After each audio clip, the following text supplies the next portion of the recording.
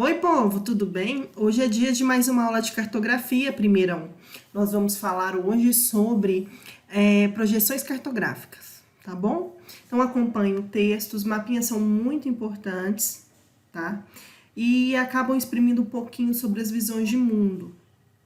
Antes de mais nada, é importante a gente entender que a representação mais perfeitinha, igualzinha da Terra é o globo terrestre.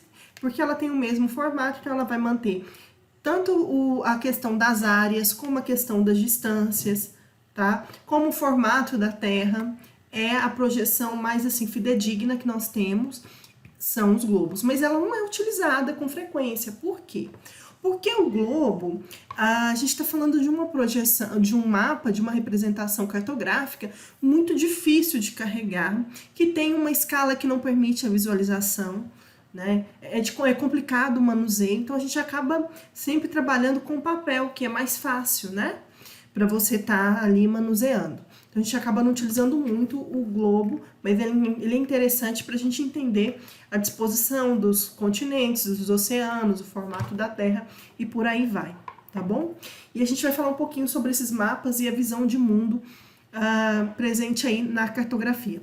O primeiro nome que eu vou apresentar para vocês é o nome do Mercator, muito famosinho lá no período das grandes navegações. Ele criou um mapa, né, um planisfério, que era muito utilizado nas viagens, né? Olha só, essa aqui é a projeção de Mercator. Então, a preocupação era em relação ao contorno, certo? Dos continentes, para ele olhar lá de longe, tá, chegamos em tal lugar. Era importante a questão do formato que eu falei para vocês e das massas continentais. Só que ele era um mapa muito distorcido. Então, para vocês terem uma ideia, aqui está a Groenlândia. Olha o tamanho. E aqui está a América do Sul. Então, a Groenlândia, a gente sabe que ela é muito menor do que a América do Sul. Ela está maior, inclusive, do que o Brasil, que é um dos maiores países do mundo, né? Que está na 5ª posição. Então, havia uma distorção.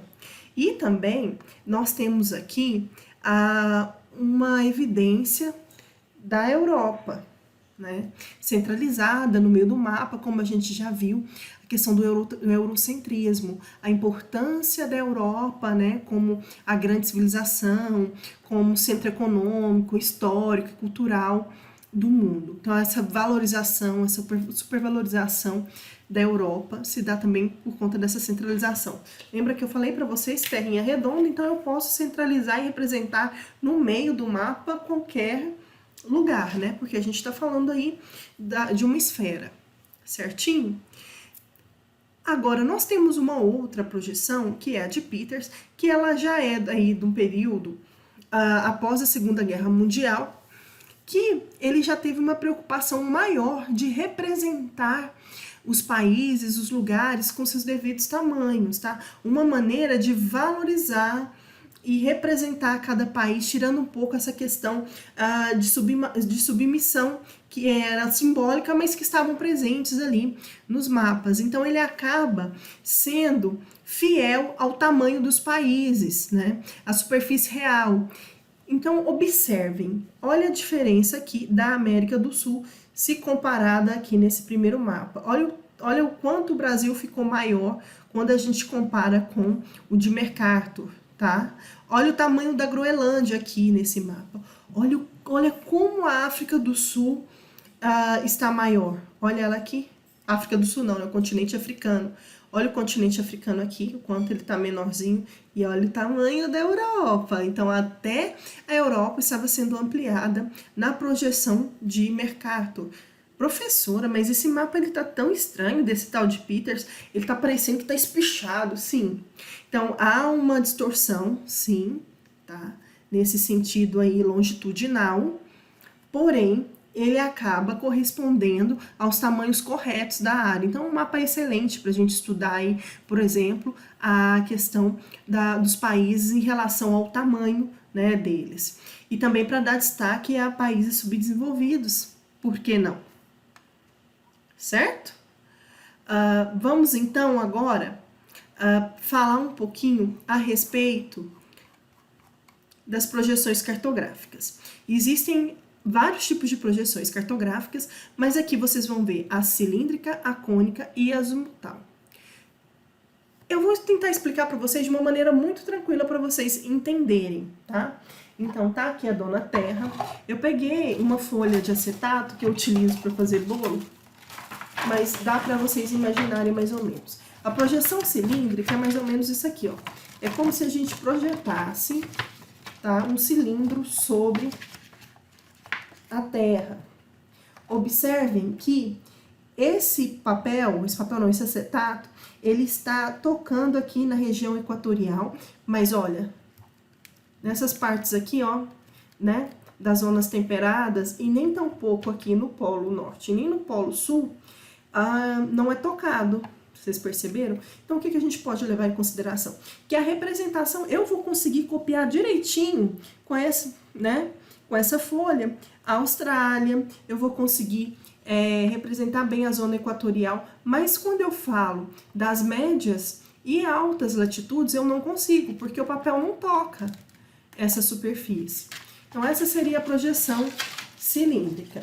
E ela pode ser equidistante, ela pode ser equivalente e pode ser conforme. Então, lá do Mercator, quando nós falamos que ela era uma projeção que mantinha a forma, eu estou falando que ela é conforme.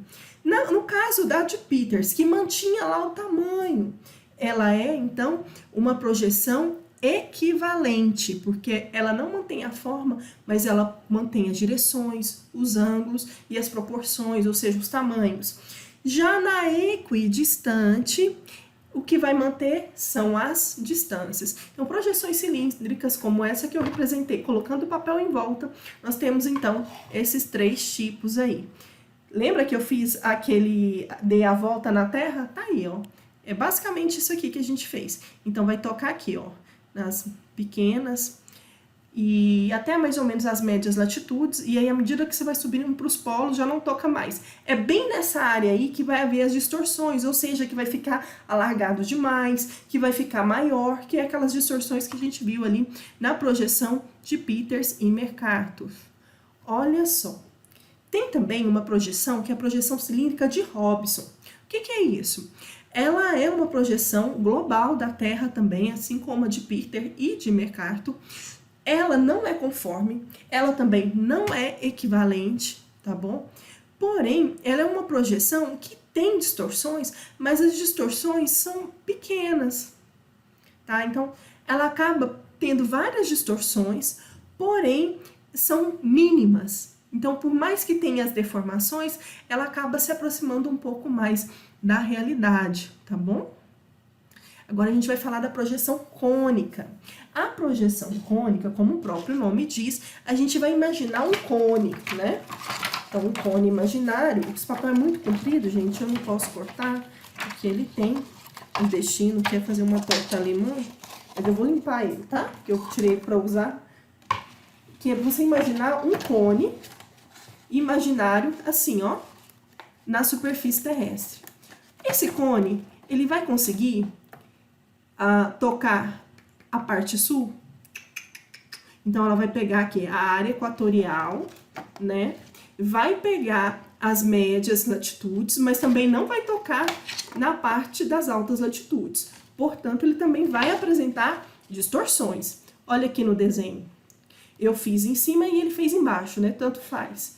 E olha só, essa parte aqui não vai ser representada nesse mapa. E olha só o que foi possível tocar, né? Bom, professora, essa projeção seria interessante trabalhar com ela? Você não vê toda a Terra. Vai depender do seu objetivo. Então, por exemplo, nesse caso aqui, se fosse para trabalhar só a porção sul, beleza, né? Então, locais aí pontuais, funcionaria assim. Vamos falar agora da projeção azimutal ou plana. Aqui, no caso, o azimute é simplesmente um plano tangente, ou seja, tocar em qualquer ponto da superfície terrestre, tá bom? Seria mais ou menos isso, você pegar uma folhinha e simplesmente tocar no mapa.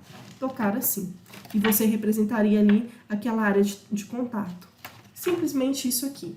É ótimo, por exemplo, para representar a Antártida, ou aqui no caso o mundo ártico, eu vim aqui embaixo, Antártida, tá? Pegar essa parte aqui, ó, gente, de contato, que são áreas que geralmente são muito distorcidas, aqui você teria, né, uma representação, e também no sistema de radial.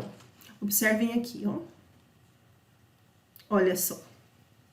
Seria assim. E manteria a distância, tá bom? Sabe onde é que a gente vai encontrar essa projeção, gente? Bem famosinha, é o símbolo da ONU, tá? A ONU utiliza essa projeção, tá, como símbolo. Inclusive, isso já caiu no Enem. Eu acho que a gente não tem aqui, mas é esse aqui, ó, mais ou menos. Observem depois aqui, achei. Aqui tá, né? Então é uma projeção azimutal, um simples contato ali, e você consegue perceber, tá vendo? Todos os continentes, e aí nós temos a distância preservada desses lugares. Gente, basicamente a aula é só isso, muito tranquila, tá bom? Nós vamos fazer uma atividade de compreensão e análise para vocês identificarem as projeções, muito fácil. Se você tiver dúvida, me procura depois no EON. Sexta-feira, acorda às 9, povo, e vai lá conversar comigo, tá bom? Beijo!